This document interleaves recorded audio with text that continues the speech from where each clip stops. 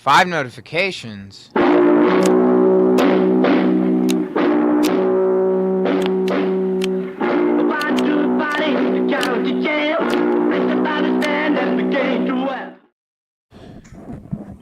Hello.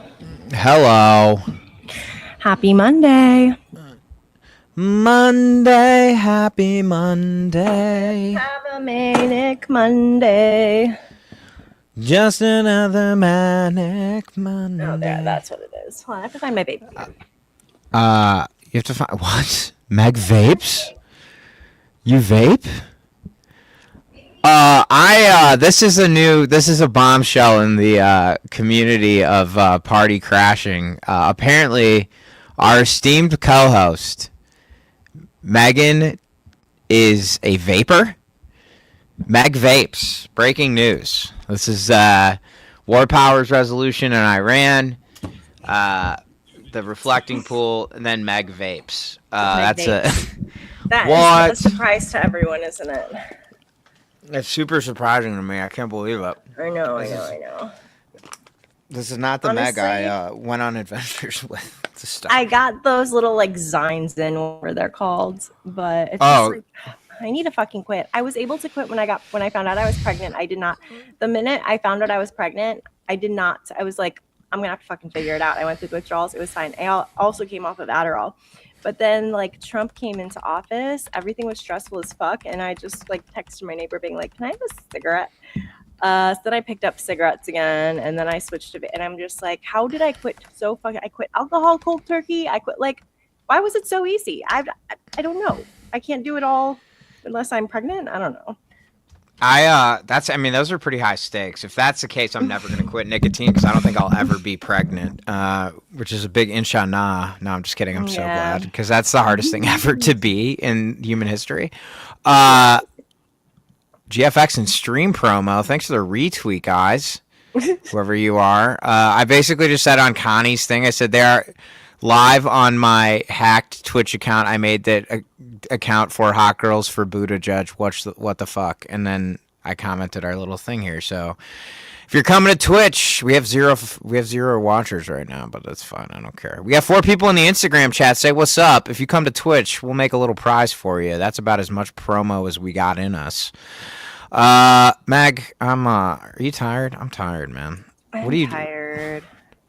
Can you tell me about this stupid thing? Where do I start? Oh, a Ukrainian drone strike has killed 12 people and injured 39 others in Nizhnekamsk, a city deep inside Russian territory, local authorities said Monday. Follow for updates. Dude, it's so exhausting. How are they still at war? Like, it's on Trump, right? Like, he's just kind of doing whatever Putin wants him to do. Right. Oh, potential 2028 presidential candidate joins Coleman Hughes to argue that the Democratic Party future is pro-tech, economically nationalist, and far less interventionist. That's Ro Khanna. Yeah, that's cool. This is the free press, so that's going to be like skewed weirdly. Oh, wait. Can we react to this? Hang on a second. Yeah. Let me just tee this up. So for those of you who don't know who James Carville is, like the thing he's most famous for is he wrote the 1992 Clinton campaign internal messaging, which was "It's the economy, stupid," which beats George H.W. Bush, which defeating an incumbent president is very difficult unless that candidate is uniquely bad. See Donald Trump. So the Democratic Party has basically been listening to James Carville as long as many people have been alive, and we are where we are now because of giant brains like him. And his latest and greatest achievement is that he is now condemning Hassan Piker. Now, an important little note about James Carville is that he worked with. I'm not gonna lie, I used to be a fan of his. Used to like his folksy wisdom in like the first 2 years of Biden. I listened to his podcast with Al, who was his co-host, who worked for the Washington Post, and I thought, hey, these guys I don't agree with everything they say, but it's kind of, they're kind of funny, and they're old, funny guys. But then I found out James Carville is part of the establishment around 2023, which is kind of obvious, but like he's like a hardcore rat fucker for the establishment. And he is he partnered with Palantir in New Orleans and the mayor of New Orleans to do basically like Minority Report style pre-crime interventionism, which is crazy. So he's a corporate shill. I always knew he was, but I thought he was an entertaining corporate shill. He's also in the movie Billy Madison, fun fact. So now he's crashing out over Hassan Piker from what appears to be his deathbed. So let's see what he has to say. No, I'm just kidding. He looks healthy. This is either going to be Hassan Piker's party or it's going to be the party of the congressional candidates. That we and have. tell us who Hassan Piker is, James. Oh, he's some. Tell us who Hassan Piker is, James. Sorry, it's such a good impression to do. Let's listen to that one more time. And tell us who Hassan Piker is, James. And tell us who. Sorry. Oh, he's some guy that's got a podcast and he's out there campaigning with Al Saeed. He's going to his events. And Hassan Piker is, from everything I can determine, is a raving anti-Semite. Yeah. Just look at what he said. And I've said this before. But he and I, somebody ain't gonna be in this party in a while. I don't know who it is, but the long-term prognosis of me and Hassan Piker ever being in the same tent politically is about nil. Well, I think that I got to think a long way, but right now, his guy won in Michigan, and he's going to campaign with him. Yeah. I would just like to bring a few things to Mr. Carville's attention, which is I don't think anybody is going to be in his tent for a very long time. I mean, like, inshallah, I outlive James Carville, but it's not really about James anymore. Meg, you're not a doctor, but do you think that Hassan Piker is going to mourn the loss of James Carville in his political tent because of his future? Absolutely, he will. You think Hassan will mourn the loss? Oh yeah, for sure. I mean, Why that is the fuck one. do they think any of us care about having them in their tent? Like, dang, you just did something funny. You were sarcastic, Meg. Yes, Meg was sarcastic. Wow, what a day. I have to make Shauna a drawing, but cook, please, Queen. You know, this is what's really frustrating me about this dialogue right now. Somebody who is in the Abdul chat actually came out with an op-ed saying that he needs to distance himself from Piker as well. And a conversation was kind of starting in there. Likewise, on the left, because Abdul got a Kamala endorsement and he said he respects and appreciates and is honored to be endorsed by her, the left is crashing out, calling him a sellout, that he capitulated, that, you know, there are people saying they're like returning their donation or they're getting their donations returned. This is exactly what we should not be doing. This is the type of okay. So I'm just like context. Let me give ideological context. Yes. Wait. Let me just okay. So let me just do a quick recap of what you're saying, because this is what I think the stupidest thing about politics is, for like politics that for like the side that's actually cool, which is our side. Why, like, you kind of need to get a little bro-y with it at one point, which is basically like, yo, we need to win at all costs. So like, don't openly criticize our team, like back channel it, you know what I mean? But like, by creating, we like self-create tension in the coalition. It's like right now it's like, okay, like the biggest thing that they were using on the ground to attack Abdul was the fact that they lied and said he didn't endorse Kamala. And we saw how he underperformed at the polls based on that misinformation. The fact that she came out and did the right thing. I do not support Kamala Harris. I do not like her, but I voted for her because it was the harm reduction choice of two bad choices. The fact she came out right away and said, I endorse this guy, is the right thing to do in order to fucking win. We need to win, dude. We need to win. So like, I don't understand why people don't just like talk to people directly. Sorry. This is just an outsider perspective. Like, it's so counterproductive and it fucking pisses me off, because don't we want to beat fascism first and then get to like Help me Here's the explain. issue. Here's the issue. Fascism or authoritarianism is asserting your belief and punishing people who don't share your belief. It is punitive. It is, since before the time of Trump, America as a carceral, something that depends on punitive systems to, be able to exploit people, to dehumanize people. It's all about showing, like prisons, privatized prisons. Exactly. It's about deciding who is expendable and who is disposable so that some people can have power and others cannot. And we cannot fight fascism using fascism. We can't fight fascism by treating anyone as disposable. We can't fight fascism without building relationships. So, community, like Yes. party crashers. yes. So, my thing is, in the same way that we're supposed to be building, okay? Nothing should be subtractive. The question should always be, how can we make room for everybody? Because this doesn't look like who gets to hold power at the table. It looks like what happens when everybody gets to have a table and we share power. And if you are not going to, okay, so what's going to undermine $80 million of attack ads in specifically Jewish and Black communities? Well, you can go build relationships with people so that they trust you so much that a Kamala endorsement doesn't weigh anything. But unfortunately, if you're not going to do that, a Kamala endorsement is a shortcut because there's a lot of work to be done to take away the influence of what a Kamala endorsement is. So it's like, if you're going to critique, then you need to do the work it's hard work, by putting in relationship and taking influence from her instead of being like, fuck this, I'm out. No, stay in and hold your influence and make it matter.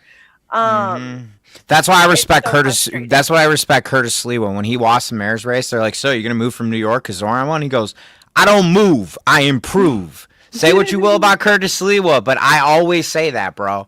I always say, I don't move, I improve. That's the thing. Like, that's the thing. If you don't like the way, and I was talking to somebody about this yesterday because we were talking about somebody we both know, and I was learning some disappointing things about this person because I had just met them, and we both agreed that we're only going to create, and it's not about this person. It's more just about the fact that, like you and I, they agree that we have to build a version of the world that we don't have to build a version of the world that we want to build. We have to build it as we're trying to build it for more. We need to scale it. We need to start small and then just continue to hold ourselves accountable for, you know what I'm saying? Like we need to do what we want to do on the big scene, but just between our friends and us, you know?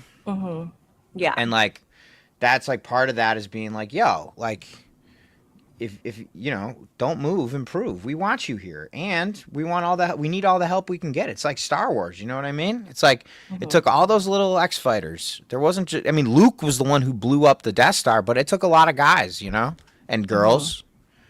I don't know if they were at the gender as a construct portion of the Star Wars universe, but I'd like to think they were because so many aliens Probably. were there. Yeah, I would think so. I don't think they're all male and female. I don't think so either. Anywho, I'm going to be on Colonial Outcasts at 4 CT talking about this. So what's Colonial Outcast, Meg?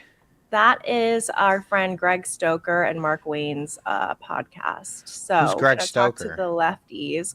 Greg Stoker is a 4-time combat U.S. Army veteran.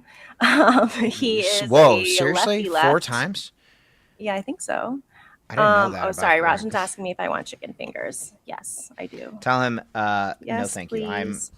I'm a little far away for that, but thank you for offering. Oh, he wants you. Oh, I thought you were passing along the message for to me. My mistake.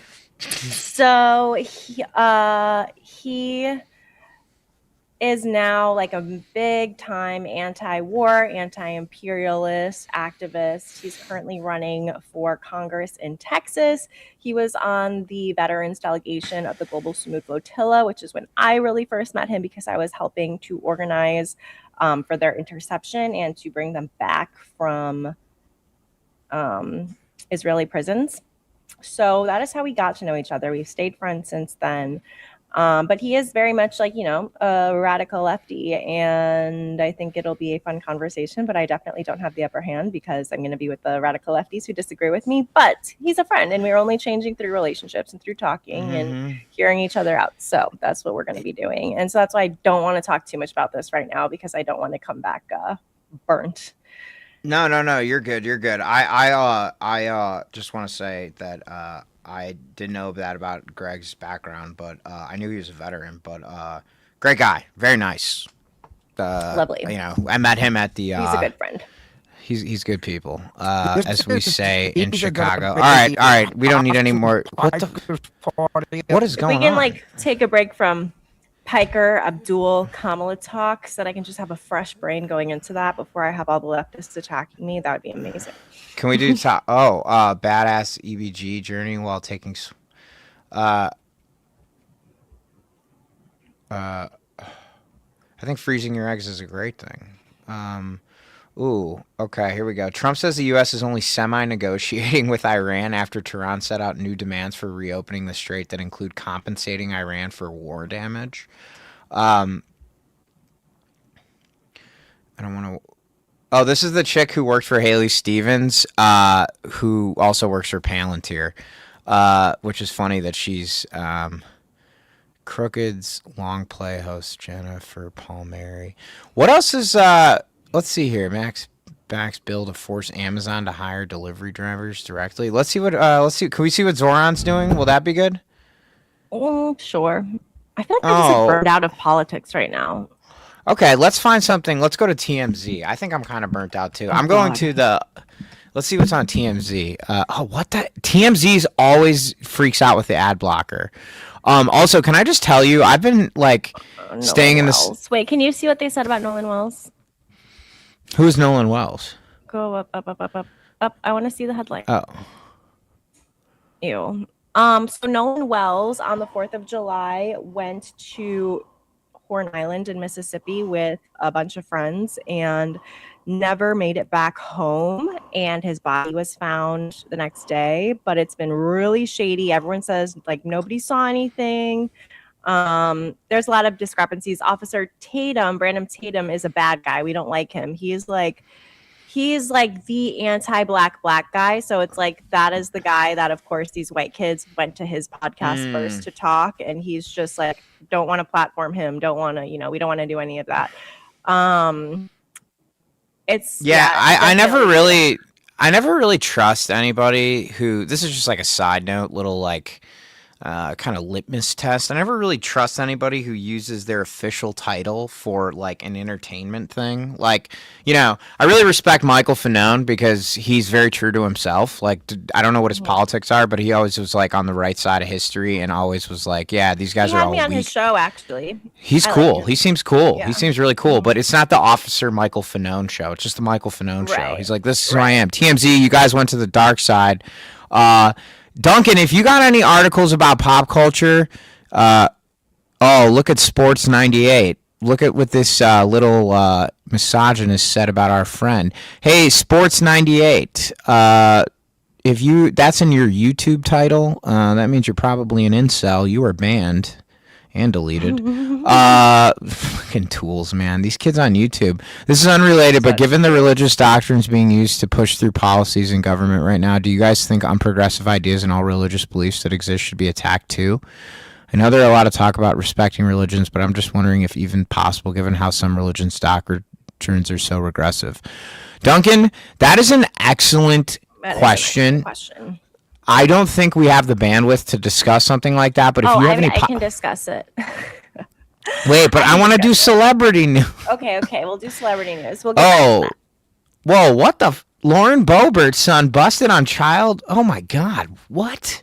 Jesus. This lady is such a train wreck. Was arrested in Colorado. Oh my God. That's so bad. That's gross. These people should not be talking about fucking family values and pedophiles and there's just no. Well, we got to Brad Pitt in a second. Let's see what Lauren. God, these people are evil. No excuse for the incident. Very frustrated. Became a father in 2023, and he was charged with 22 counts tied to vehicle break-ins and property theft, including multiple felonies. He later entered a guilty plea to attempted identity theft as part of a plea deal, with other charges dropped, and was put on probation. There was no excuse for the incident, and she said she was very frustrated. That's actually a surprisingly accountable statement from Lauren Boebert. I would have suspected her to say it was like fake news and something. Brad Pitt. I'm drinking again after 7 years sober. Says a 7-year run of sobriety is over. He's drinking again, though he's learned. He still needs to keep tight leash on things. The actor opened up. His kids have all changed their last name to Jolie, so I think he should make amends with his kids before starting to drink again. But yeah, what do I know? Yeah, I don't know. There's like people who like make their whole I don't know. You're suspect, Brad Pitt. You're suspect. Yeah, I don't know. Celebrity sobriety stories are kind of, it's never like. I'm glad that people get sober when they need to get sober. I'm totally supportive of Alcoholics Anonymous and 12-step programs but there is a 12-step. There is a tradition. There are 12 steps, 12 traditions. One of the traditions is you won't like bring it into media and you won't use it in media to like elevate your persona. I forgot what it is, but like I don't know. Anybody who's using it as like like going to Esquire and say you're drinking again is just a way of getting in front of the publicists who are going to be taking pictures of you. You know what I mean? Like if the paparazzi sees him out with a glass of wine, they're going to be like, Brad Pitt breaks his sobriety. So he clearly went to his publicist and said, hey, we need to get in front of this, so get me something with Esquire and I'll like drop it. And then, you know what I mean? Like that's what I think at least. Does that make me cynical though? No, that's how it works. I mean, especially like, there's always, Blake Lively is like the best example of this because she's been going through her court case with Justin Baldoni. And so you keep seeing these like People magazine features of like, look inside her house, look at her cute pops. Like, it's just like, come on. Come on. Let's look at this Mitch McConnell health status thing. Hi, sir. How are you? I'm from TMZ. I was just wondering, have you got any update on Mitch? How's he doing? Mitch. Arnar. Is he recovering at all now that he's home? Is he hoping to make it back for the next congressional session, sir? Sir, is he just going to release a video at some point to reassure Kentuckians? I wonder how hard it was. Okay. Thank you, mate. That guy doesn't have any mates. What a sociopath.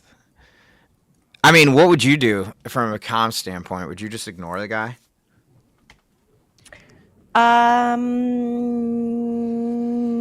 That's a good question. I mean, like, no, they're going to keep getting asked until they fucking answer the question. Like, this is an elected official who has not been actually seen in 2 months now.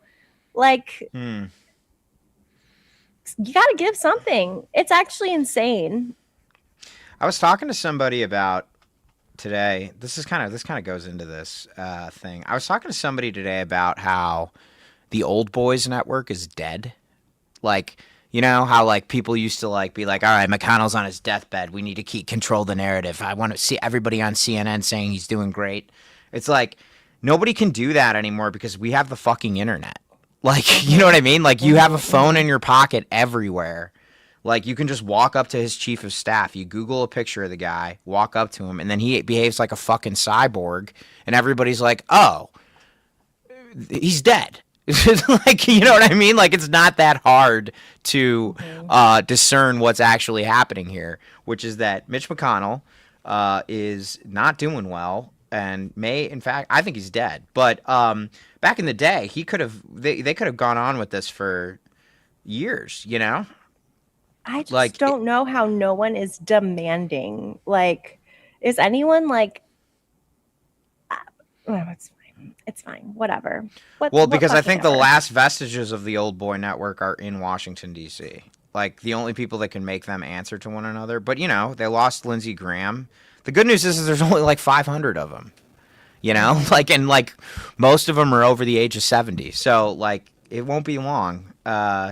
And I don't say that because I'm just saying that because that's how time works. Not because of anything insidious. It's just like James Carville being like, I don't know, it's gonna be me or Hassan Piker. And it's like I got my money on Hassan. The guy benches like 335 and he's not 85 years old. Like you know what I mean? Like I'm sorry, James Carville. I know we had this documentary about how you were the one who urged Joe Biden to drop out of the race or whatever, but like he's like, I run every day in hotel rooms. And it's like him like speed walking because he's not 50 anymore. Like, dude, just if you're going to be a fucking podcaster at the age of 85, have young people on your show. Like, learn something. Don't just continue to teach us because your candidates keep fucking losing. Sorry, we said we weren't going to talk about this, but it's like... Okay. It's all the same problem. It's just ego. Oh, here we go. Dr. Brian Moynihan, the attending physician for the United States Congress, who commented on the weather, but that's about it. You can tell that this guy lost a dear friend, Lindsey Graham. Dear friend. Let's see what he has to say. How are you, man? Could I just ask for an update on Mitch? I know you... I'm sorry, I have nothing to say. You've got nothing to say? It's a beautiful sunny day. It's kind of warm out here, but I don't have anything to say. Thank you. Is he doing okay? Can you give me a thumbs up? I'm sorry, I can't say anything. Okay. All right. Thank you very much, sir. Cheers. Can you say anything about that horrible dye job that you got from Slim Shady's? God, what are the like? He's like, oh, I have. Dude. Here, let me do this clip. Let's see if we can get the question. Let's see if we can get the clean on. How are you, man?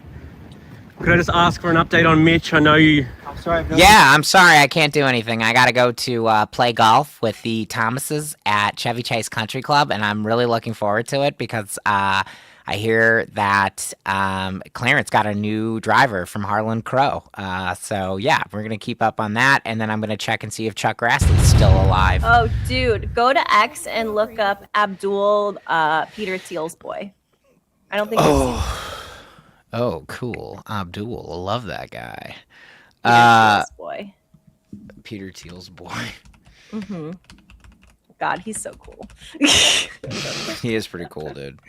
It was pretty sick going into the hotel and being like, "Sup?" What's up, homie?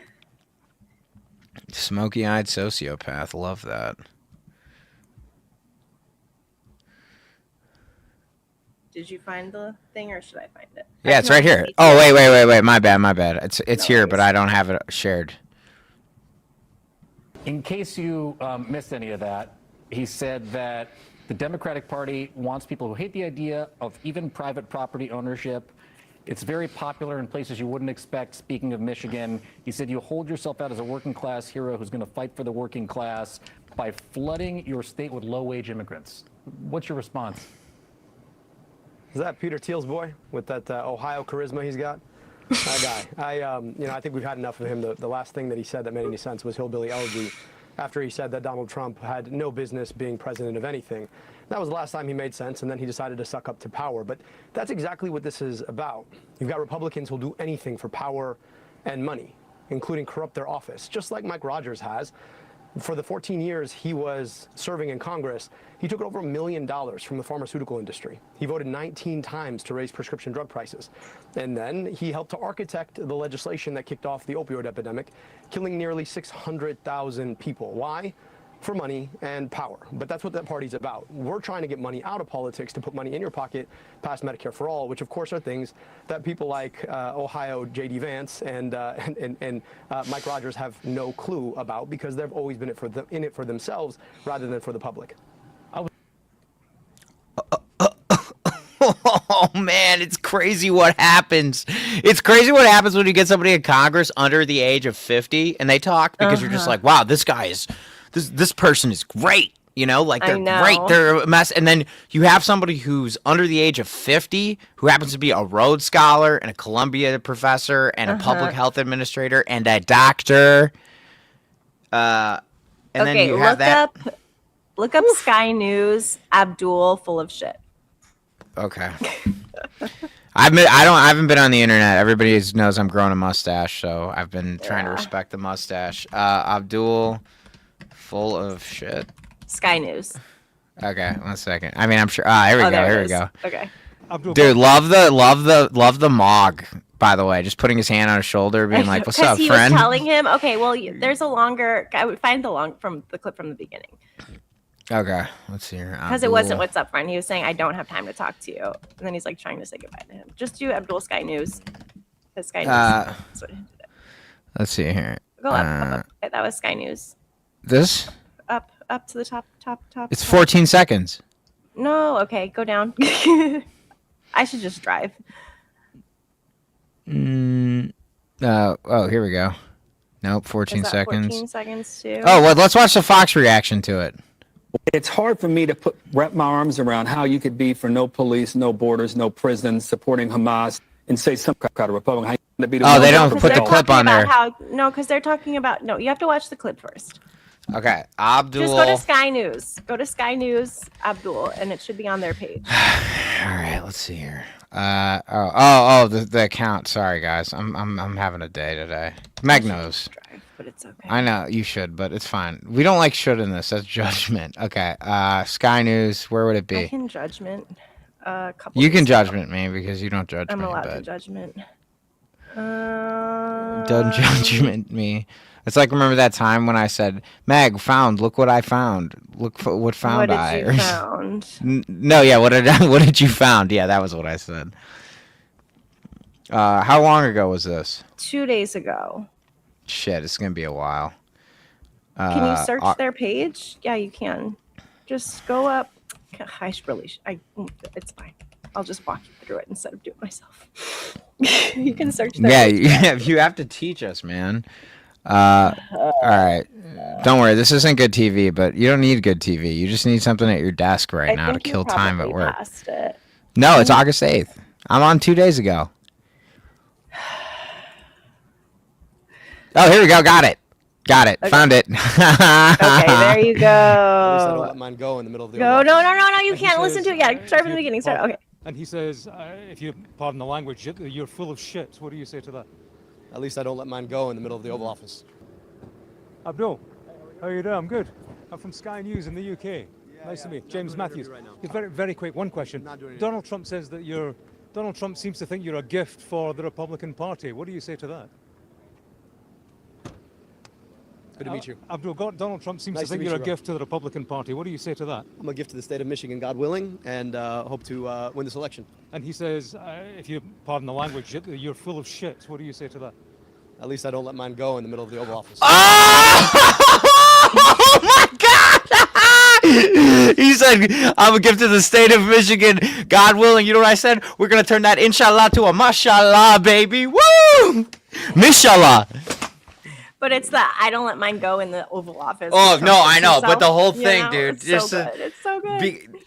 Off the dome, my friends. That is, I paid, you know how much money I've paid for improv classes in my life? I don't think I could have come up with a funnier response to that.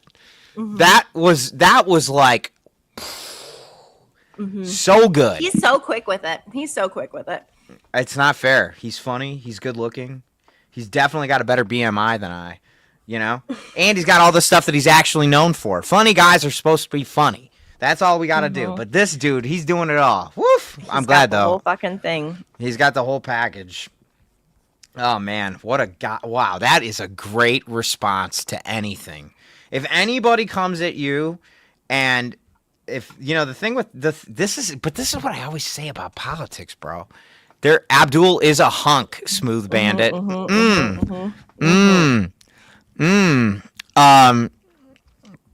Good call. We got to put the comments up here. It'll encourage people to chat. Definitely a hunk. Wow. Just can't believe how thoroughly and viciously he didn't. It wasn't even vicious. It was just smooth, you know? I was like, oh, Cory Booker. I don't want to talk about it. Where inmates become professional actors? Meg, let's watch this. Maybe I should go to prison in Italy. La vita fuori that ti sounds porta a fun. perderti. e ti porta a perdere tutti quegli aspetti Oh che, wait, can you see the subtitles? No. sembra Shit. stupido dirlo, io sto in realtà ritrovando. One second. Sorry, everybody. We're getting used to the technical capabilities of this platform, so we've only been doing this 2 months. 2 months, Meg? How long? I don't know. La vita fuori ti porta a perderti e ti porta a perdere tutti quegli aspetti che sembra stupido dirlo, io sto in realtà ritrovando qui dentro. Quindi una metafora che secondo me è importantissima, io all'interno, cioè perdendo la mia libertà, quindi all'interno della massima chiusura, sto trovando la massima apertura. Mi ha aiutato molto a essere più propositivo, cioè non scappare ma provare a risolvere soluzioni a dei problemi anche esistenziali. Lo stare insieme agli altri senza sentirti aggredito. Sono molto contenta di aver visto come le persone comunque riescano anche in queste situazioni a riprendersi, a trovare degli sfoghi e penso che stiano facendo un lavoro bellissimo. Wow. That is awesome. Meg, that is what it's all about, in my opinion. Really lovely. That's really lovely. And I love what that guy said, too. He said it allowed me to be around people without feeling like I was under attack. That is such... We've talked about that in the context of police brutality in the police state, that there are people that PTSD is two ways. It's not just combat veterans that are police and it's an excuse that they use when they murder somebody. It's also the people the victims of police crimes. So that's what art is all about, baby. That's what's oh, Sean Hannity, what a dildo. Oh, they renamed a joint Air Force base after Lindsey Graham. Wait, let me do an narrate. So funny. Let's look at this. I'll do it as Lindsey Graham's ghost. Hi, everybody. I'm so happy there are so many soldiers there. Look at that man. His pants match and everything. I don't know who that man with white hair is, but boy, do I like this soldier. Oh, Pete. Hi. How are you doing? Let's listen to Pete. Armed Forces of the United States. He served this nation both in uniform and in both houses of Congress. I remember when I was in the service. It was fun. Also, Pete, one button undone? That means you did uppers and downers last night. And Colonel Lindsey Graham. Colonel?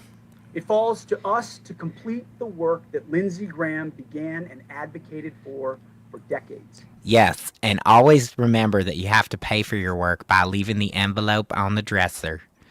It's only polite. His warriors. And Lindsey himself said to me in his...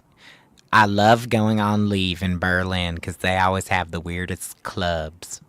End quote. Yep, that's what he said. Pays tribute Good timing. to Lindsey Graham in the naming of this base. But there could be no greater tribute than Congress could give than to invest in our warriors for the full $1.5 trillion. More on that in a moment. It's always a fucking sales pitch, man. Fully funding our warriors would be one last great accomplishment for Colonel Lindsey Graham and a major part of his legacy. And I believe that he will continue here and around the world to inspire airmen for generations to come. And I say around the world because, as was mentioned, those gray tails that say Charleston, now when they land in far-flung places, will say Graham. I hate these people so much. Oh They my suck. God. They suck so bad. I saw a post on Threads and it was like, don't you want to see him as our next president? And I'm like, aside from the fact that he sucks, he also sucks. Like, it's not just ideological. Like, he actually just, what does he, like, he doesn't even, the first scandal that happened was that fucking Houthis PC group chat. He can't even keep a Signal chat locked down. Like, come on, for real. I forgot. Oh my about God. I forgot about the group chat. Oh my God. That was These so... people are a fucking mess. They are. They are very disorganized and stupid. Like, they're not even impressive. They're just like, they're not even impressive with their cruelty. They're just dumb and stupid and cruel. The path of the downed aviator is beset on all sides. Him and Miller are so repulsive. They're all repulsive. Smooth Oh my Bandit. gosh, you have to see the. Oh my gosh. Okay. Isn't Stephen Miller's wife? Wasn't she having a affair with Pete Hegseth? Oh Yeah, no, she not was with sleeping. Pete. Well, I don't want to talk about Hegseth. I don't want to talk about. No. Katie Miller, Eric Swalwell. No, Can we not but talk about him? No, because it's like he's a rapist. So like Yeah. I don't really want to like make this a funny thing. But there was someone else she was having a. I think it was Pete Hegseth. Let's see here. Top. Okay. Okay. Do you look up Katie Miller, Pete Hegseth? Because this Pete is just gonna Hegseth? show the Swalwell stuff because they're trying to, bury the other stuff. No, okay, then who was it? Okay, let me see. I know the vape is gonna give me popcorn lung. I'm sorry. Katie Miller. There was somebody else. Oh, I love this. Angie Pump Sullivan. I would be honored to be on your show. You're a liberal woman. Do you have a mental disorder? Yeah, I do. It's called Katie Miller. Shut the fuck up, you stupid. That's my mental disorder. Bam. Here's the thing. I just See wanna point you out- next Tuesday. There you have it from Angie Pumps. I'm Ooh. so annoyed. I really thought she had another one. I'm sure she's had affairs with a lot of people. She doesn't strike me as the type of, and no hate for anybody who does. I'm just saying that Katie Miller, I'm going to attack her from every angle possible. Because she is a bad person. Yeah. She is a bad person. Mhm. I'm,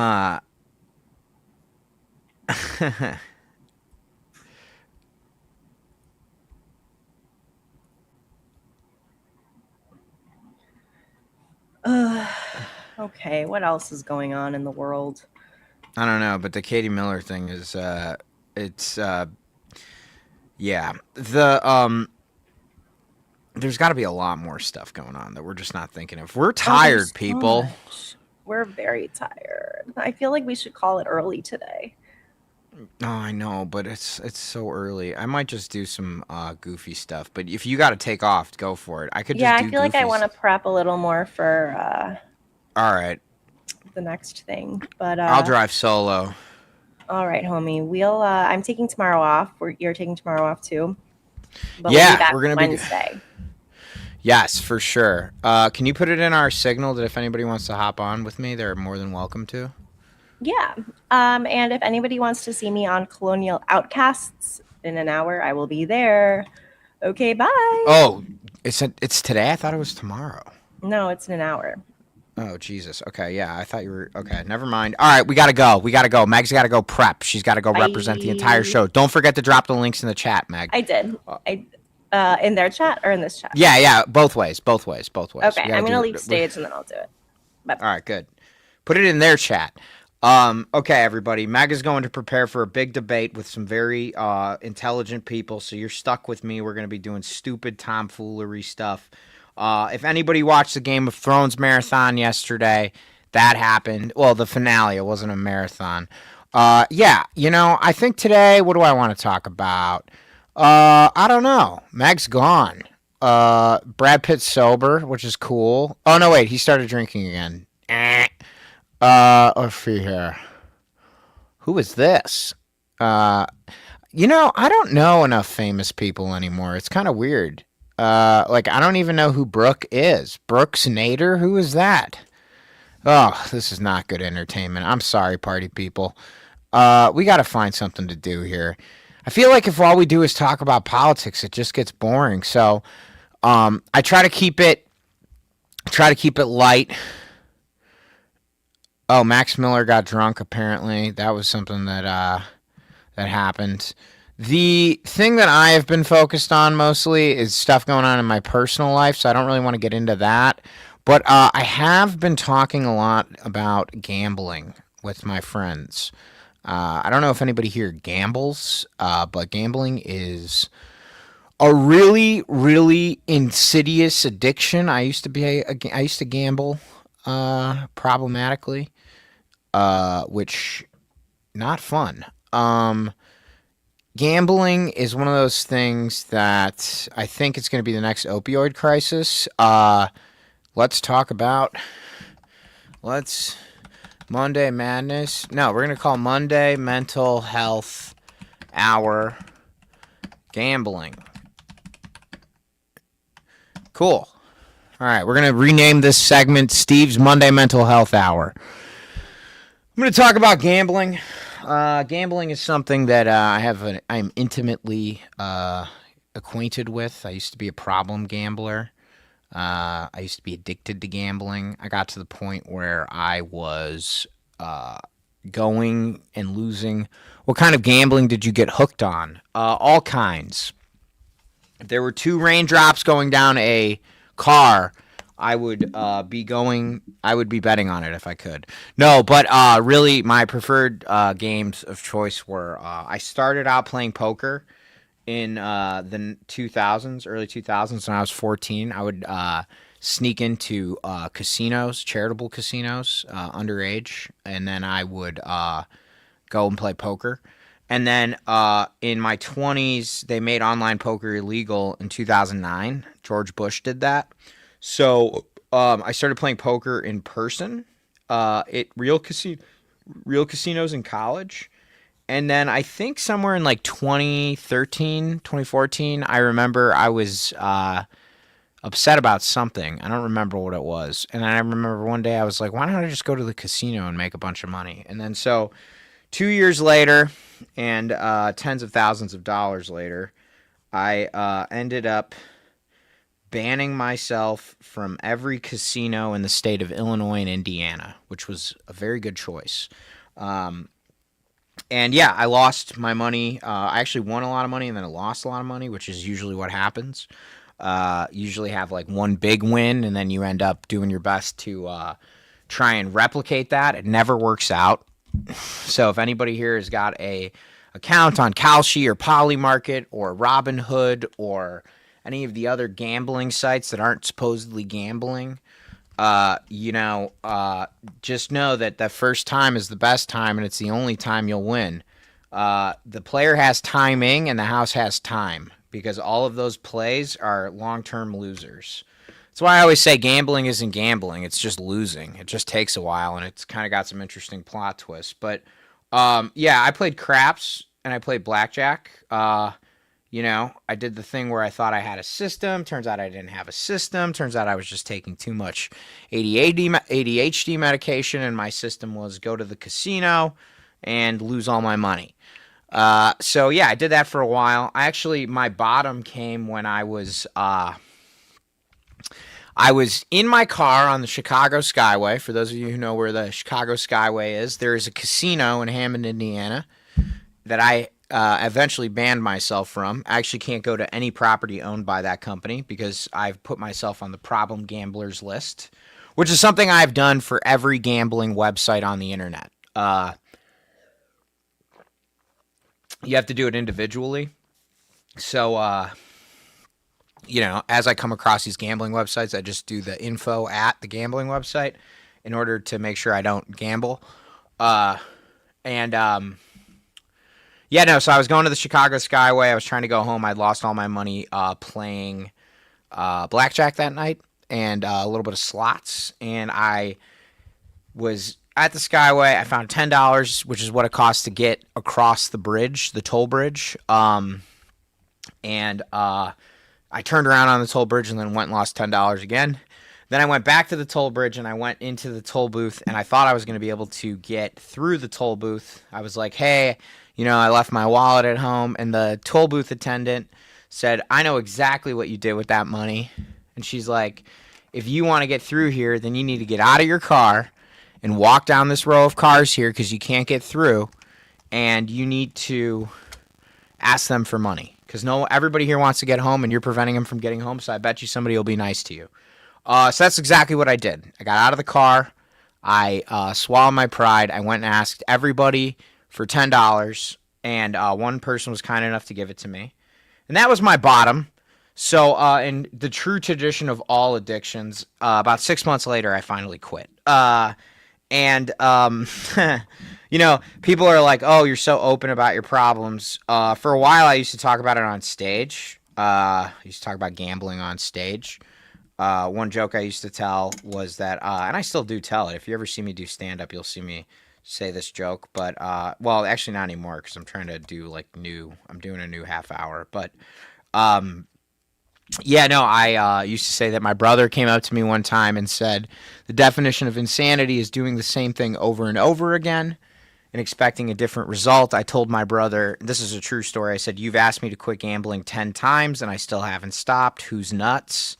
So yeah, I ended up quitting gambling and haven't gambled problematically in years. There were a couple flare-ups when the GameStop craze was going on. I found out about options. It turns out that is also just gambling. And luckily I was able to cut that off at the pass. But yeah, now I just pretty much play chess, do comedy. I like watercolors. That's one of the ways I've learned to avoid gambling, is I like art. It's very fun. I'm making this for one of our contributors, Sean. But yeah, I was like a really hardcore gambler for a while. And obviously I've drank and done drugs. Not really, those aren't really my drugs of choice. Mostly my problems are rooted in mental health stuff. I don't really believe in diagnoses. I'm more about symptoms and how to treat them. And basically my biggest problem is, it's not a problem really. I'm just a sensitive guy. So I feel things very intensely. And, you know, I got some chemistry stuff going on that I treat with medication. And, you know, the whole point of this thing is that, this Party Crashers thing is that, you know, and I was talking to Meg about it earlier. The whole point of it is we want to create a space where people feel accepted both in front of the camera and behind the camera. So, you know, like when Meg's like, I got to go, it's not like, oh, come on, stick around. It's like, do what you got to do, queen. Take care of your needs. And, you know, the reason I used to gamble is because I felt trapped. I felt trapped by circumstance. I felt like I didn't have enough money. I felt like I didn't have enough. I felt like I wasn't enough, you know? And really what people want when they gamble, well, anybody who's greedy really, is really what they want is time. Because, you know, they always say time is money, but it's not. Money is time.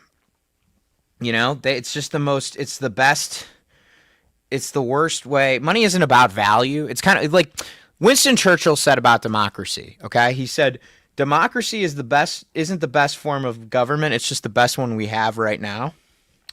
I think the same thing can be said about money. It is not the best form of value. It's just the only one that we can agree on right now, that we all agree on right now. But value isn't values. So I thought that if I had enough money, I would be okay. But what I realized after I lost all my money is that I was okay. Because I had friends and I had family and I had people that loved me. And, you know, that's not really great for a live stream. It's kind of boring and disappointing because people are like, what about boats and bitches and all that stuff? But, you know, you get to be my age and all that stuff's pretty tiring. It's pretty exhausting trying to keep up with all that. So I just like making my little goofs and my funnies. But, yeah, you know, it's pretty concerning to me because, you know, I think self-harm and gambling go together like, you know, cigarettes and beer. You know, and I think the reason why gambling has such a high rate of self-harm involved in it is because it's the only addiction. It's one of the few addictions where you can't see the physical toll that it takes on the people who are doing it. So, like, you know, you can ruin your life gambling and you'll still look the same. You know, like I could be a degenerate gambler right now. And none of you would know because it wouldn't change how I look physically. You know, if I was drinking and doing drugs and all that in order to support the gambling, you could probably tell. Emotionally, I would probably be a wreck. But the only thing you have with gambling is shame and the circumstances that are a result of not having enough money, which can be big painful to the people you care about, which I learned the hard way. And, you know, I was fortunate enough to did a lot of harm to people I care about. Not physical harm, emotional harm. But, you know, there are people that rob for their gambling habits. They hurt themselves. They hurt others. It's sad.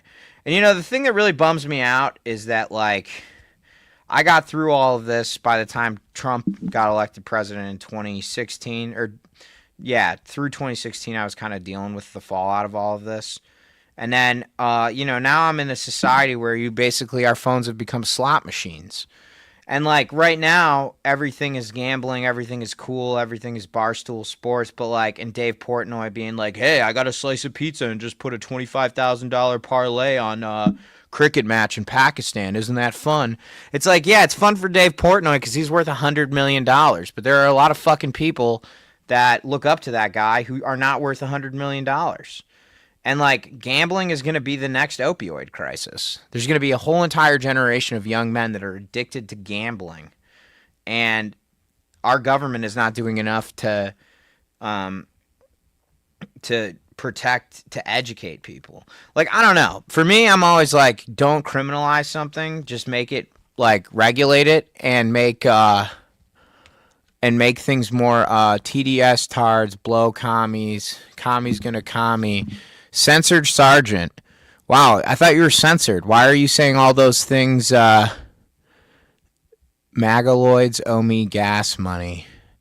Oh, are you a groiper?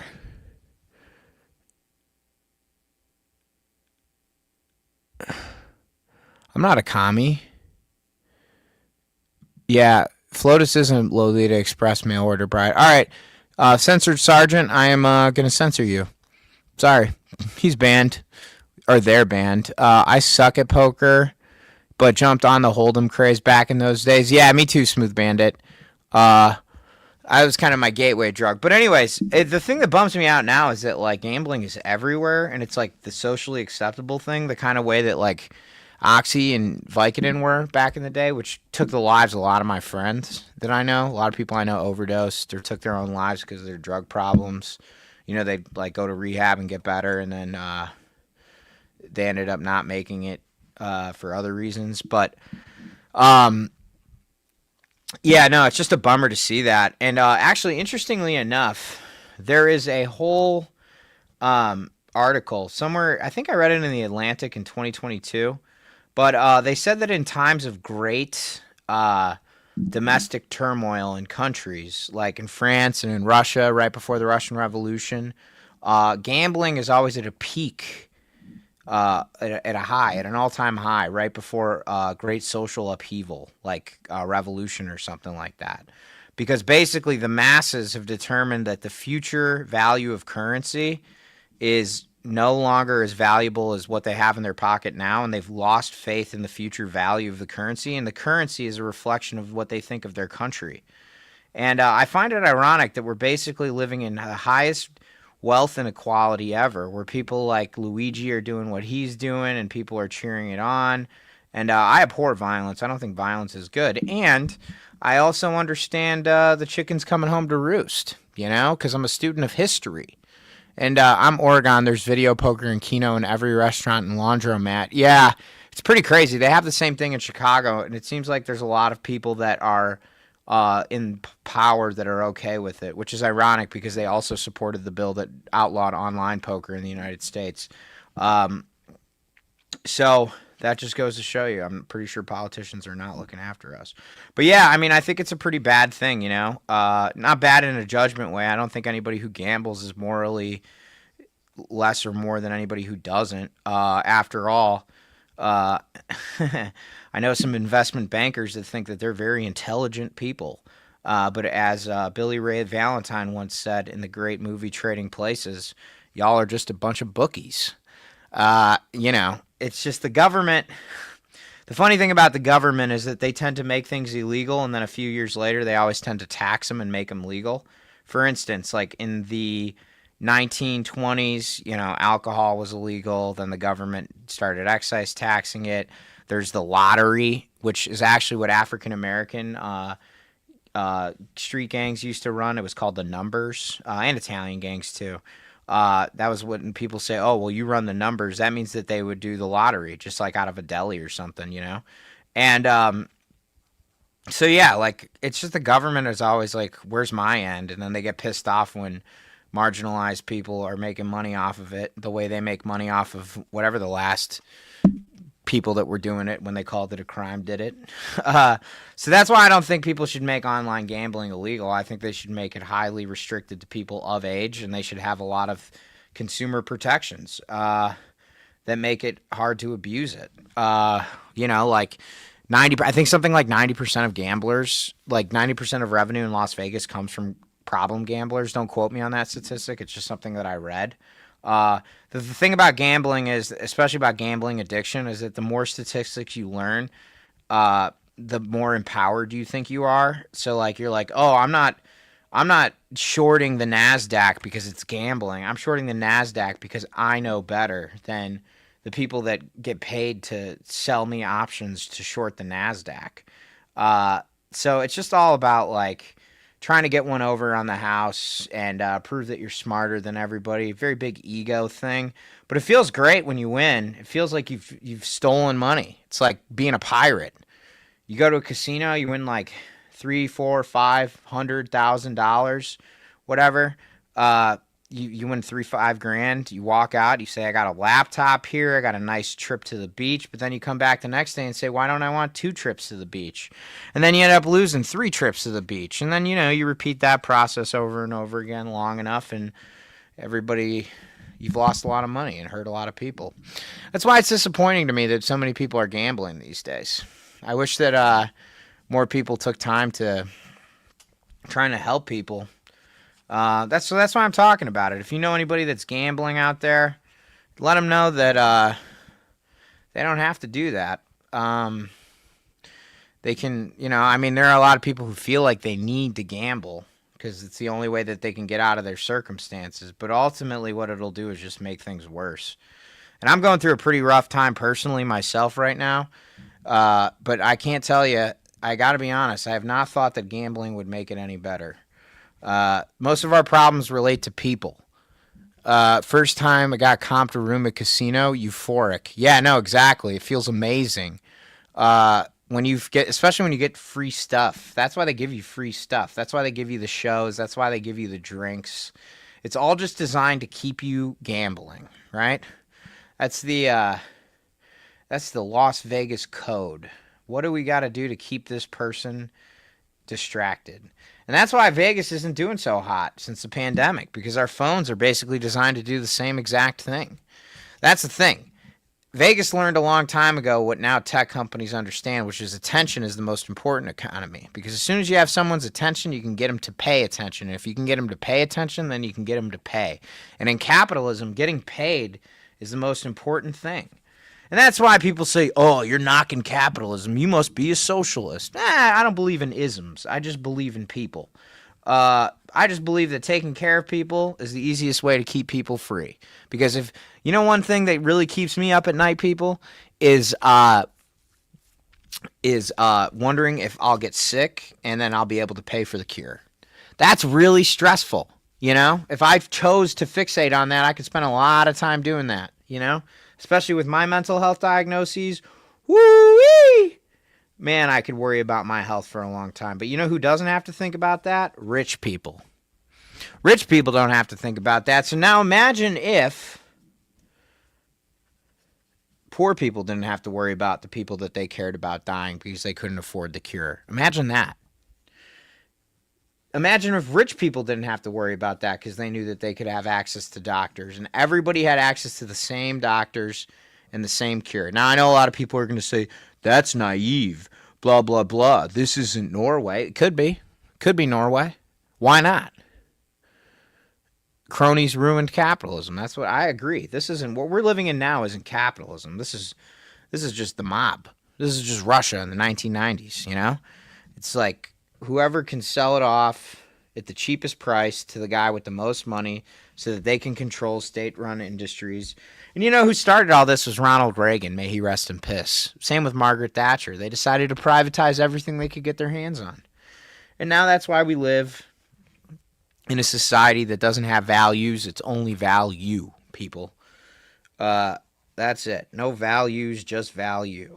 Doesn't matter who you're talking to. The church, You're talking about sports. It's all the same thing, man. It's really, really boring. You know, it's very, very boring, and it's very disappointing because the thing that drives me nuts about rich people though, they think they're so special because they have so much money. Like people who make money just for the sake of making money because they think it's like a competition. It's like, guess what, dude? It's not. It's not a competition. Life isn't a competition, and if it was, we all lose because at the end of the day, we die.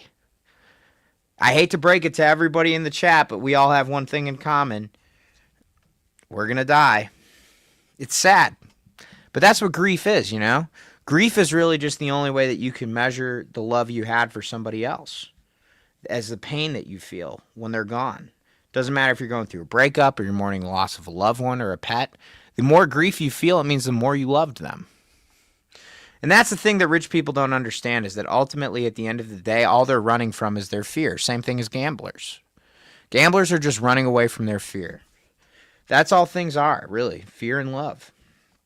And so when I used to gamble, I was just afraid. I was afraid I didn't have enough money to make my time meaningful. So I thought, if I had enough money, then I could go do what I wanted with comedy or, not having to have a job or whatever. And I could just go to the casino for a couple hours a day. That was always like the big dream, I could just gamble a little bit and then like not have to participate in anything. But then, you realize that what you're doing is you're just avoiding everything because you're afraid. And the thing about casinos is that there's always like kind of like a roller coaster feeling, but you know how the ride ends. It's the same way the life ends, You're gone. You lose. That's the thing. If you look at it like a competition, you're always going to lose, whether it's life or gambling. The house always wins. So that's why I quit gambling and started actually gambling, which was like gambling on my talent, I could be making a lot of money trying to sell people shit they don't need, but decided that was lame, and that's why I'm giving comedy a shot full time. If you want to support us, feel free to come to our Twitch. You can subscribe or whatever, but even just sharing this live with one person you care about would be a big help, because one thing I'm sure you don't know is that even though there are only 4 people watching this right now, which is fine, if you shared that with one person and then tomorrow we had 4 people and then the next day we had 8 people, we would have 1 million people by 29 days from now. But, if doubling your money every day was easy, then I would have not been here. I would have just been gambling. I would have been a millionaire in 29 days. I tried that theory. It did not work. So, that's the gambling story. What else you guys want to talk about? It's Mental Health Mondays. Anybody struggling with anything? I think that there's plenty of stuff that we can talk about. Let me see here.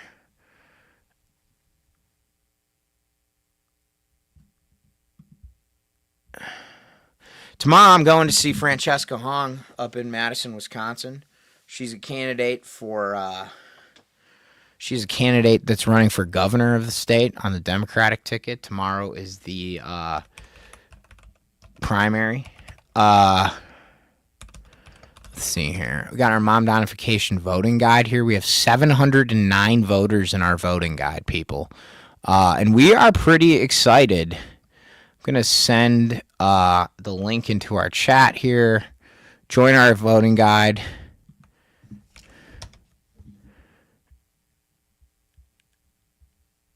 Let's see here.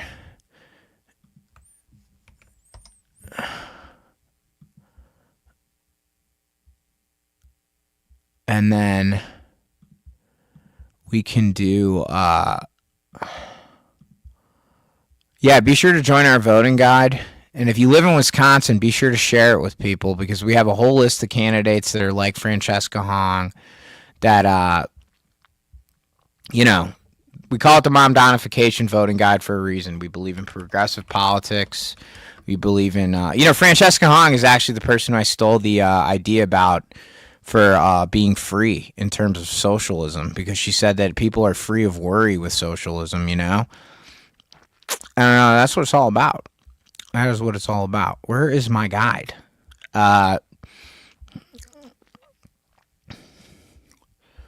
let's see here, ballot. It's pretty cool though, because you can take a look at this guide, and then you can where is my guide? I want to see my ballot recommendations for Wisconsin. Where is my Wisconsin? Upcoming. Here we go.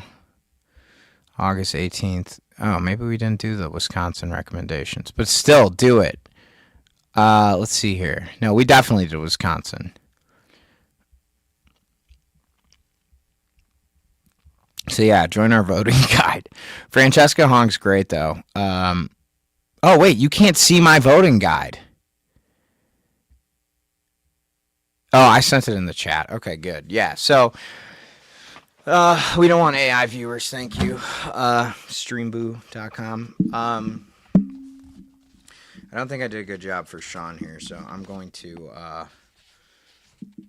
do a different drawing for our friend. But yeah, that's my gambling story. That's why I'm always grateful to be able to sleep in a dry bed, in a warm place, ideally next to someone you love, but, you know, every once in a while you lose that, which is cool. Yeah, you should be grateful for what you have and not gamble. Today's been a pretty heavy day, not gonna lie. We had a lot going on before the stream. I think we got a lot going on tomorrow after the stream. So I'm trying to just stay on here, talk to some people. You know, I think that right now it's important that everybody take care of themselves because there is a lot going on in the world that could easily make you discouraged, but none of it should be stuff that makes you depressed. I say should, I don't mean should, but I'm saying that you can get through it. Stay positive. Use this, all of this stuff that's happening in the news and everything.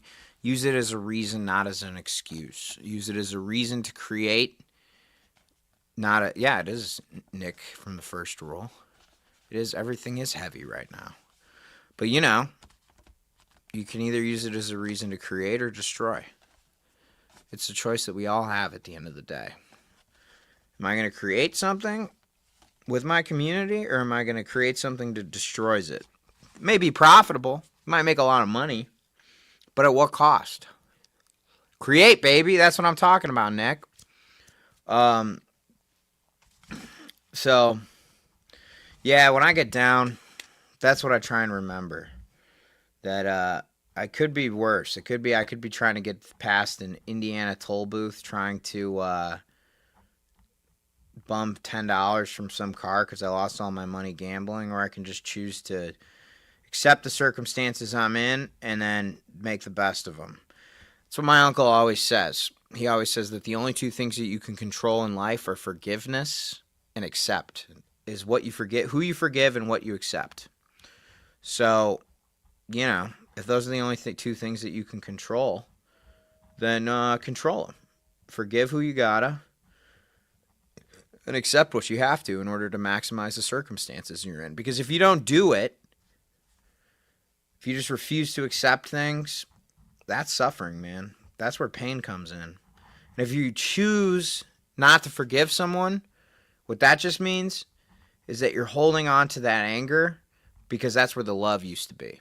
That's what I truly believe. Maybe I should start a cult. Y'all ever thought about starting a cult?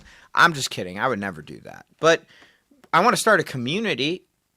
And I think we have. There's 4 people in this community right now, but they're all over the country. We got a lot of people in this community. I'm not going to lie. Between Meg knows how to build communities the way that, you know, Cult of Steve. Nah, it's not the Cult of Me. It's, we're going to call it the, we got to call it something better than that. That's, nah, I don't want to make the cult about me. I guess I'd be bad at cults because, I don't think that, I'm a particularly interesting or, that's not fair. I am interesting, but I don't have a lot to offer other than the sound of my own voice. Let's just put it that way.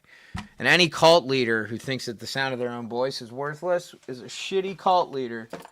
You're not gonna, you know. That's like I always say. If you think capitalism is a competition, then be sure to negotiate with me. I have given away a lot in my life. And I'm not just talking about what I lost in gambling. I'm just saying that, like, stuff, the only thing that matters about stuff is who gave it to you, you know? Or who you took it from. Because that object is going to be imbued by whatever energy, I truly believe that shit, man. I think it's important, you know? Especially because, like, it's so cheap. Like, stuff is so cheap, even though it's expensive. Like, you can buy 500 t-shirts for $500 today. It's like junk food. How many calories? There's no reason why we have world hunger except for greed. There's no reason I need 500 t-shirts except that I feel like I don't look good in one of them. You're just always searching for the right t-shirt. It's like there is no right t-shirt, man. It's just a t-shirt. You just cover your body, whatever. But if one of them is given to you by someone you care about, that's the right t-shirt. And you think about them every time and you think, you know what? I'm going to go and give what that person gave to me.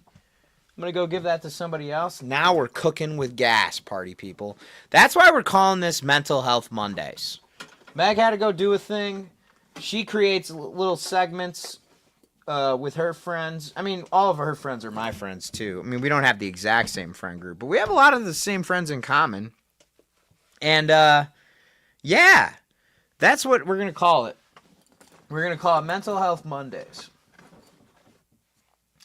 And, you know, I'm not going to lie, people.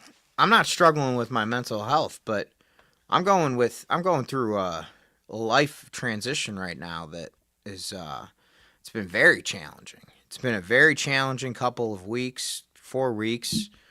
Been a lot of grief, and that's okay, though. I'm not going to get into the personals of it because it involves people I care about. And, you know, it's painful, but, you know, like I said, you can use it as a reason or you can use it as an excuse. And you know what the thing is it doesn't matter because I got my people that are supporting me, and you're going to have your people out there that support you. The important thing to remember in all of these things, whether it be gambling or relationships or drinking or drugs or whatever you're struggling with, first of all, it's not a contest. As my good friend Al used to say, who was a Navy SEAL in Vietnam, Steve, it's not a contest. Everybody has their Vietnam. The second thing to remember is that you are loved and hopefully you are safe. But there are people that love you. So, and I mean, if you don't think there's anybody that loves you, pick up the phone and call a hotline. You'll talk to that person, and the reason that they're there volunteering to help out is because somebody loved them when they felt like nobody loved them, or somebody helped someone they loved. So if somebody's working or volunteering at one of those hotlines where they help people, that means that they're qualified to be, like, you know, knowing the human rights abuses occurring under ICE keep me up at night. Yeah, me too. I was in Chicago during Operation Midway Blitz, and it literally, like, they were literally on my block every day. They didn't keep me up every night, but they certainly kept me really stressed out during work. Because there were a lot of people on my block who were undocumented doing their jobs every day. That was stressful. But then when I started thinking that it was too much stress for me, I just looked south, and I knew that 8 miles away there were people on the south side of Chicago that had experienced that every single day of their lives. And I thought, hey, I know a lot of great people that experience this every day of their lives and still turned out to be well-adjusted, emotionally intelligent, loving people. And I was like, so you know what I'm going to do? I'm going to try and do right by my neighbors, do my best to help the people that I can, and if there's somebody I can't help, I'll try to get them help, and if I can't, at least I know I tried everything I could, and at least I can look back on that and know that I did what I could, what I was able to do at the time, and it never feels like it's enough, but it's all I could do. At least I did that, and I told somebody that I cared about, who we've subsequently had a falling out. They said that, you know, it's none of my business. I don't have to worry about it. And I said, that's not true. It is my business. Because first of all, it's my business because, and this is somebody who had an obscene amounts of wealth, and said, you know, I don't care if they deport people that I pay. because it's the law. They're here illegally. And I was like, no, they're not. This used to be a civil offense. There never used to be ICE until, and this person happens to be MAGA, by the way. Oh, God bless ICE. Yeah, you know what, Jared ST 1978? You can say that if you want to. But how old are you now? 78. So you're 48 years old and you're licking boots still. That's sad, buddy. Have fun with your pickup truck once you get laid off by AI, you piece of shit. He's out of here. Best way to maintain peace is prepare for war. If you're going to come at me, I'll send you to fucking therapy, you fascist. But anyways, yeah, this person who I used to be close with said some pretty hurtful things in the wake of the, that's right, Smooth Bandit, fuck ICE. Said some pretty hurtful things. They were MAGA. And, I told them that there's going to be 3 people at the end of this situation. Well, there's going to be 4 people. There's going to be 3 people that weren't victims of this administration. There are 3 people that they're going to think one of 3 things. 1, I had no idea. I wish I had done more to stop it. 2, I regret supporting it and I'm ashamed of myself. Or 3, I'm glad I did what I could. And, I'm not going to have any regrets. Just not.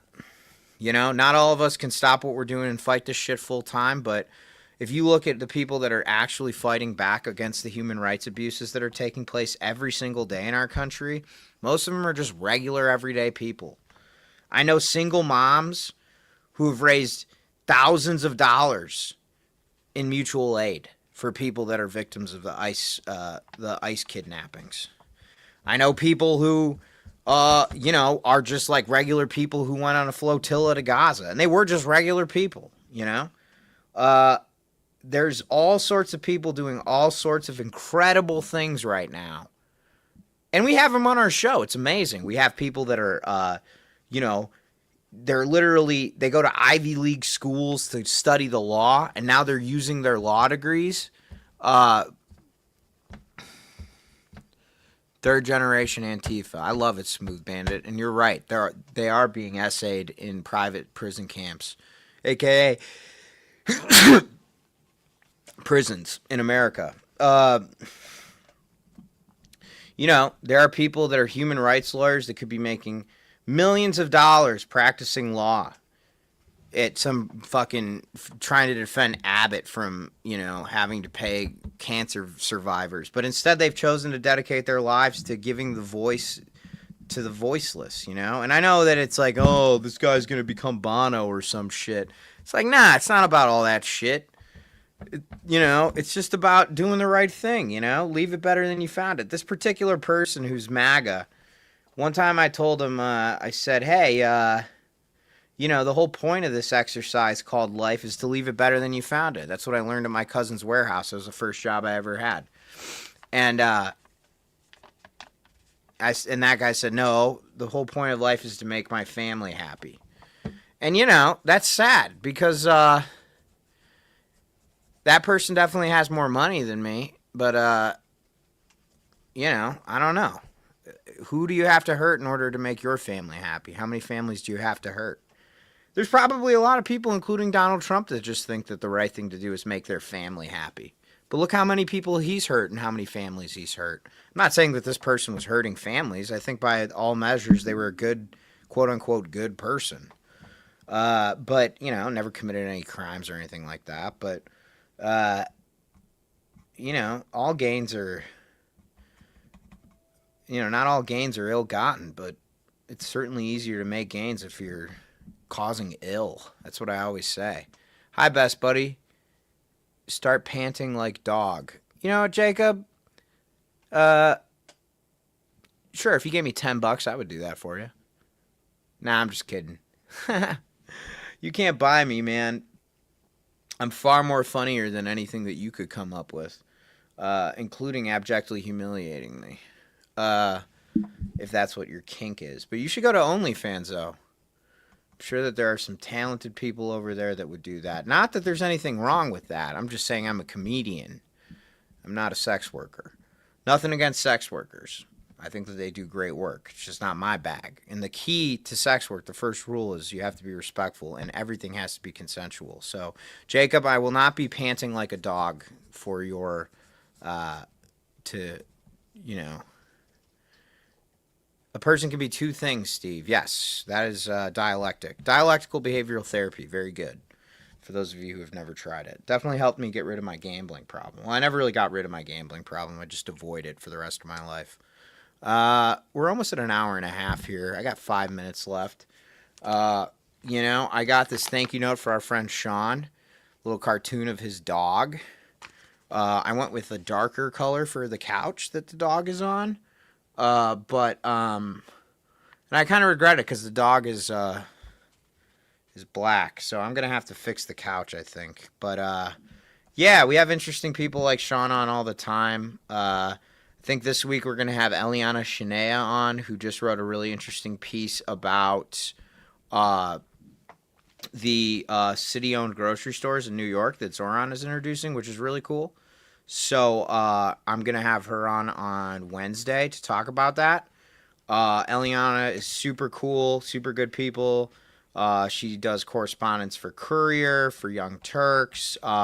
We also have a bunch of cool, like, movie Hollywood people, screenwriters or whatever, coming on. I watched the movie Narc the other day, and the screenwriter of that movie with Ray Liotta and Jason Patric from 2002 also did the movie The Gray. He wrote that. Yeah, DBT helped you get started on other treatments. It's funny, crazy how easy xenophobia distracts bigots from understanding hedge funds are the ones destroying labor markets for real estate. Smooth Bandit, you are one smart cookie. Makes sense, though, because you went to DBT, and that helped me realize it, too. Because xenophobia is about fear, and DBT is about managing fear and emotional discomfort. So hedge funds are obviously the ones that are exploiting that fear, a.k.a. xenophobia, which comes from the Greek xeno, meaning stranger, and phobia, meaning fear of strangers. That is exactly what hedge funds do. See, bankers think they're smart, but really all they are is magicians. They just misdirect the masses with fear and insecurity and the feeling like there isn't enough. And then they talk to the people that are exploiting that fear to get people to buy shit, a.k.a. brands, whatever. It's not to say that all brands are bad. It's just you can tell, like, there are brands that are like, hey, buy another thing that you don't need. And then there are brands that are like, hey, buy this thing one time, spend a little bit of money on it, invest in it, and then in 10 years, you might have to buy another one, but hopefully you buy it from us because our customer service team treated you right, because we treat our workers right. We're not raising prices. We're not making you pay more for something or pay more for it, and then you have to... You know what I find ironic, actually? I just read an article that said that Brooks Brothers, there's a lot of brands that are being purchased by private equity. So private equity is basically going in and buying these brands. And then they're making the material shittier and the quality lower so that the brands rip and tear, in the case of clothing, like Brooks Brothers. And so then you got to go buy another Brooks Brothers shirt. I find that ironic because most people that work at hedge funds used to wear Brooks Brothers. So, I mean, that's like the kind of people that we're working with here. Hedge funds, private equity guys, they used to love Brooks Brothers. The Brooks Brothers were their boys. But now they can't even buy Brooks Brothers because they know that Brooks Brothers, they're rating it for everything they're worth. Isn't that funny? I'm going to turn that into a short. I'm going to post that on the internet. Serves them right. They don't even like the right brands anymore. It's so boring.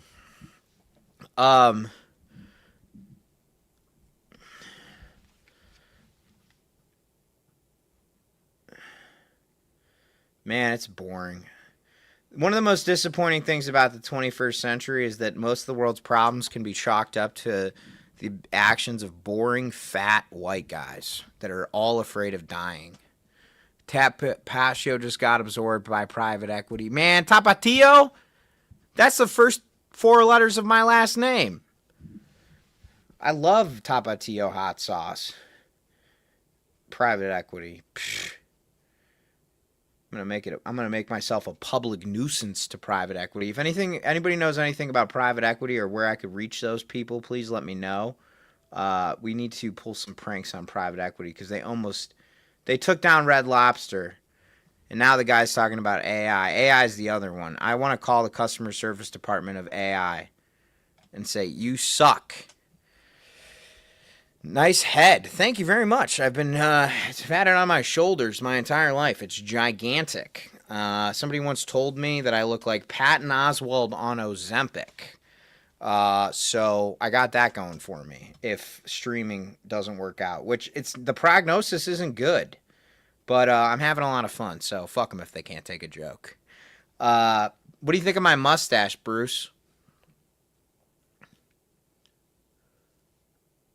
Darden owns all of those giant chain restaurants. Yeah, I know. It's lame. I used to sell tech to restaurants, and the amount of times I had to talk to real estate developers about like, hey, we're investing in a small mom and pop thing, and we're going to be scaling it up. I never drank at bars that would buy the technology that I sold. That's a whole other story, because not only am I going through this thing with what's happening in my personal life, but professionally, my tech job is actually kind of what kicked things off in that arena, which I responded to all of it really well. I didn't gamble, I didn't drink, there was a lot more stress in my household, but yeah, the tech job kind of kicked everything off because they I'm not gonna share my there's still a lawsuit out there, so I'll just keep it shh. But we're talking to some people. But I'm pissed. Not happy about that. Not happy about that.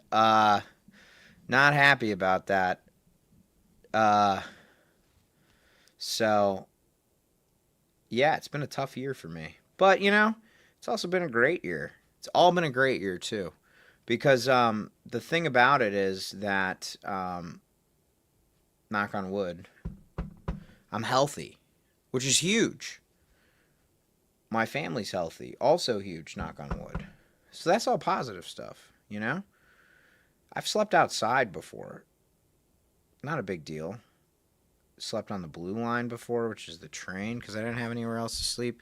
And the reason I did that is because I had nowhere else to stay, because I was an asshole. So at least I'm not acting like an asshole, and people are letting me stay in somewhere that I can, which is good. So, yeah, I got to tell you, if you're out there right now and you're struggling with mental health or anything, just know you're not the only one. I actually met this guy. He's a Haitian cab driver. He told me that when he was in Haiti, because I was in his cab when he told me this. I was getting dropped off somewhere. This is like 10 years ago when I was right around bottom, like I told you about earlier. I was telling him I was about to get out of his car, and I was afraid to leave his car because I'd just gone through a pretty traumatic thing. And he's like, "You're all right?" And I was like, "Nah, I'm not. I'm going through a lot right now, and I don't think I'm gonna make it through it." And he said, "Oh, you're gonna make it." And I said, "How do you know?" And he said, "Well, I was in Haiti during the earthquake, and I was there to pick up. I had all this money because I was there at the bank to pick up a bonus for my workers, because he owned a company, and it was around Christmas or the holidays or something."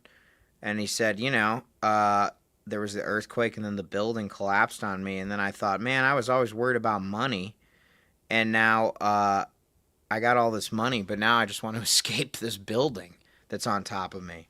And so he sat there for 3 days, and they finally found him, like, right on the edge. And then he ended up going to the Dominican Republic because that's where they were sending the refugees.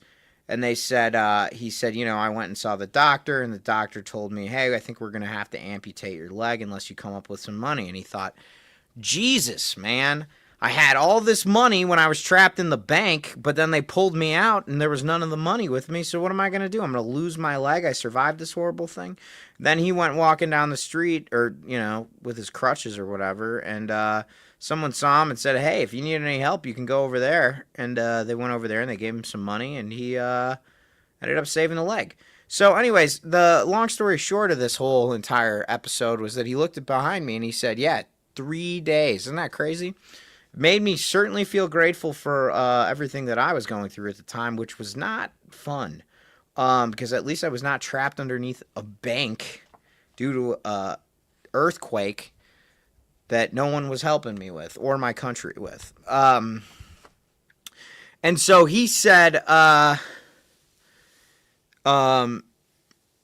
ask why now. He said, right now, just ask how. And then when you get through it and you look back, then you'll know why. And that's what I always think. I never ask why. Try not to ask why. We always ask why. We always want to ask why something is happening.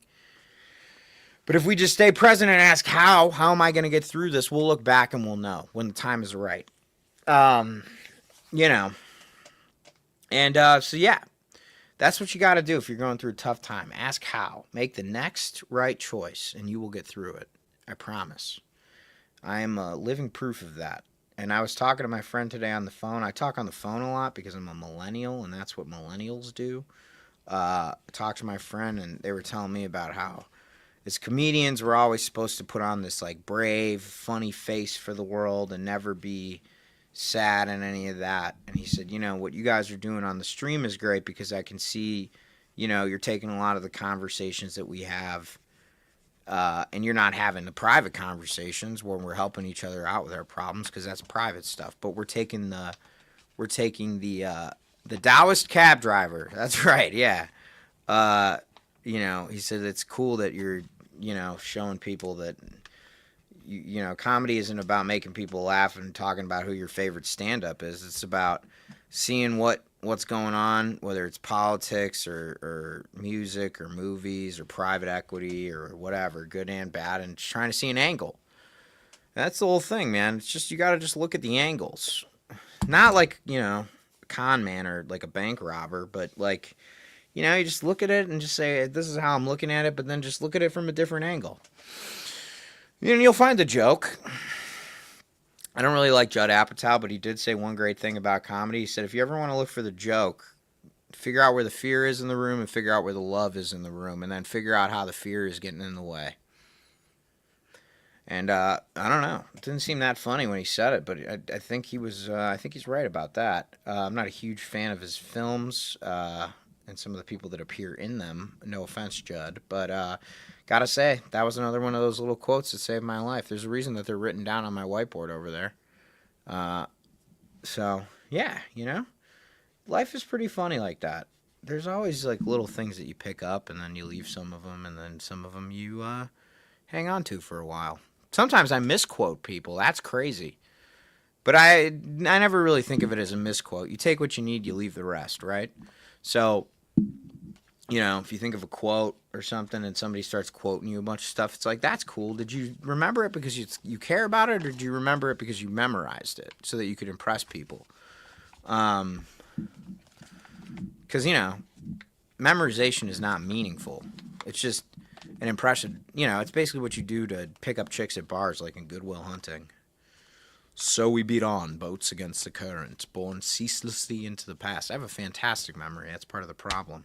Anyways, I've spent about 40 minutes talking shit and making no sense, but I did finish this amazing thank you note for our friend Sean at Demand Progress, who's doing some excellent work to protect our civil liberties in the technology sphere. So Sean's going to be coming back on. He's taking some time off. And I'm going to post this on the Instagrams. I am going to be going live tomorrow from Wisconsin briefly. It is going to be a very different experience than you're used to. I'm going to be in the field live. I don't know the technical requirements for that, so please forgive me in advance. Just know I will be doing my best. I will have a microphone. I will be monitoring the chat on my phone. I am hoping that it is entertaining. I don't know how it's going to go.